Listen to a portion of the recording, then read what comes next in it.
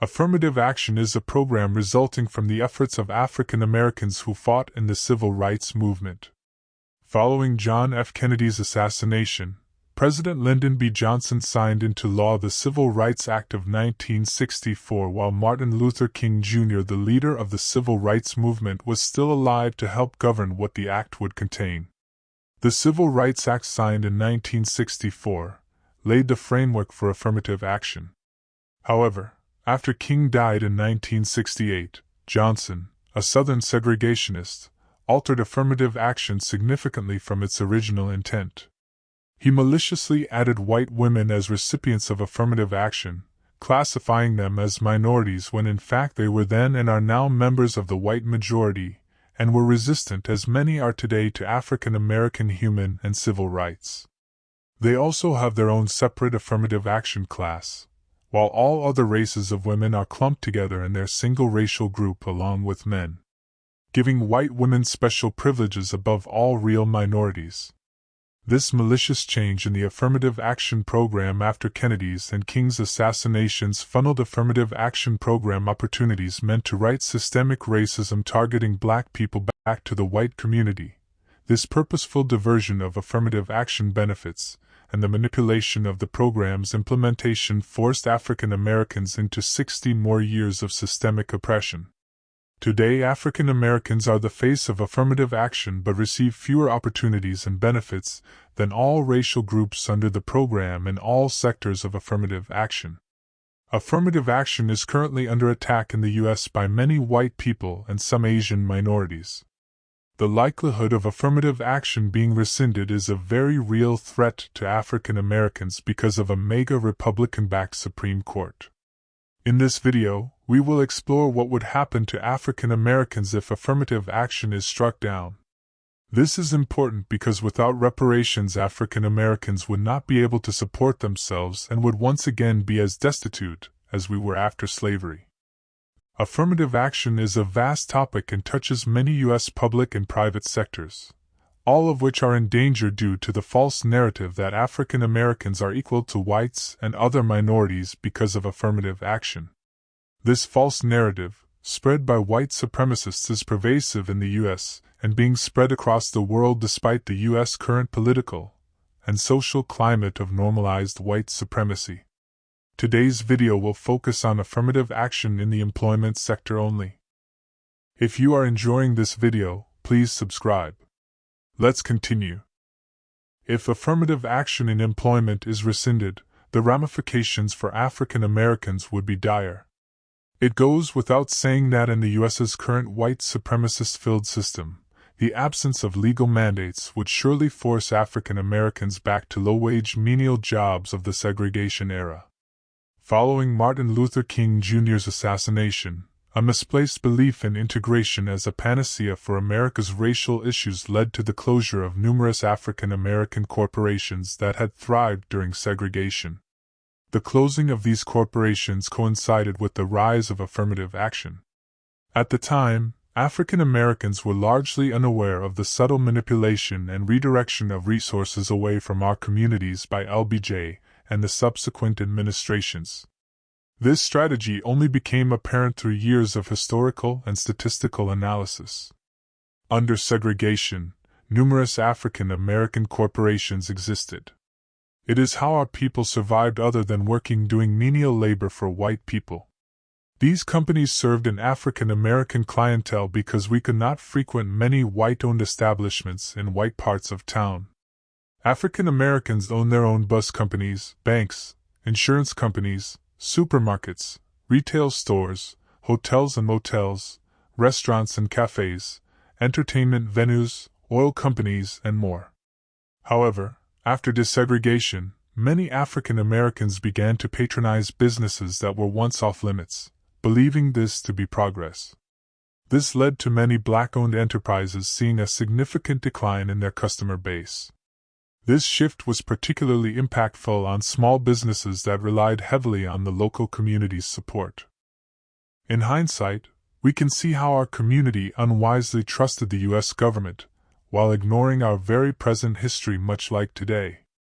Our need for inclusion and white approval made it easy for LBJ and subsequent administrations under the guise of integration and affirmative action to disenfranchise us.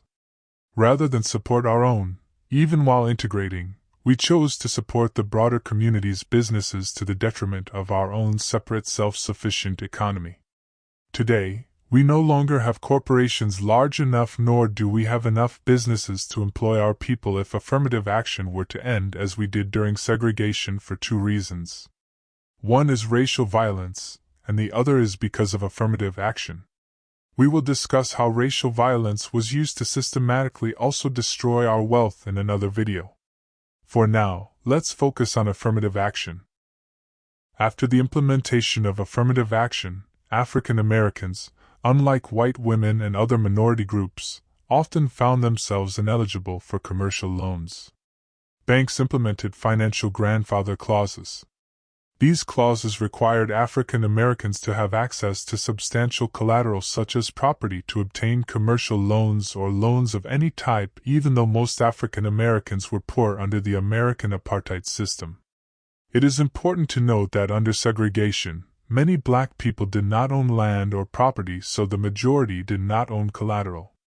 During the affirmative action era, unlike white women who had easy access to wealth being a member of the white ruling class, and other minority groups who were recent immigrants, many of whom entered the country with wealth or were given loans by U.S. banks without collateral requirements, rapidly accessed loans for business growth. These financial grandfather clauses during the affirmative action era resulted in a scarcity of substantial African American-owned corporations. Today, this issue still impacts African Americans due to generational poverty. Most African American businesses are small businesses often funded by modest personal savings accumulated from employment. Another very important reason African Americans do not have large corporations under affirmative action is because today, it takes large-scale investments to grow a company to a size large enough to employ thousands of people. The lack of angel and venture capital is another major issue impacting African American corporate growth. African Americans are almost 100% systematically discriminated against from obtaining angel and venture capital funding, crucial for launching larger corporations. This exclusion persists despite many African Americans being proficient in STEM-related fields and having a rich history of being inventors throughout U.S. history. Now that affirmative action is being used against us and will undoubtedly end soon. What will happen to African Americans now that we have fallen hook, line, and sinker into a white supremacy web of lies, without African American companies or corporations to support us? The only work available to us would be menial-level, low-paying jobs working once again for white people under a racist system. This would be one of the most malevolent things the U.S. government could do to African Americans since segregation and forced slavery. Having said that, there is no question that the implementation of affirmative action does not benefit our people. In fact, it is systemically oppressing us. This is why we must put our focus on obtaining reparations, before anything else. It is the only solution to the African American problem.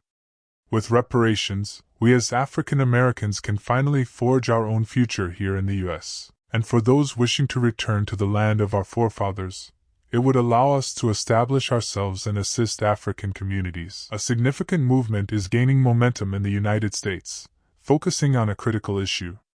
African Americans are committed to casting their votes exclusively for the Democratic candidate nominated for the U.S. presidential election who pledges to sign an executive order for reparations within the first week of taking office, preferably no later than the week of January 6, 2025.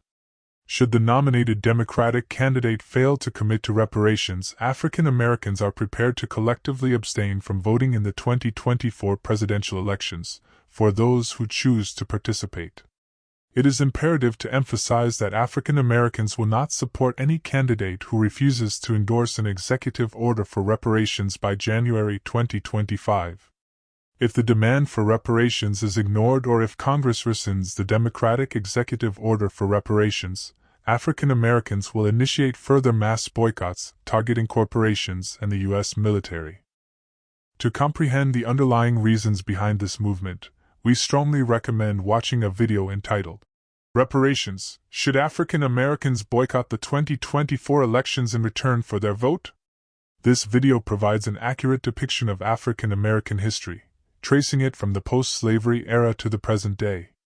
It vividly illustrates how both Republicans and Democrats have repeatedly collaborated to make promises to African Americans during election campaigns, only to renege on those promises once they secured the African American vote. In response to this systemic exploitation and the rise of normalized white supremacy, African Americans are embarking on this movement. Please subscribe for more videos on the African American reparations movement, as well as videos about Africa and African diaspora geopolitics, politics, news, and history.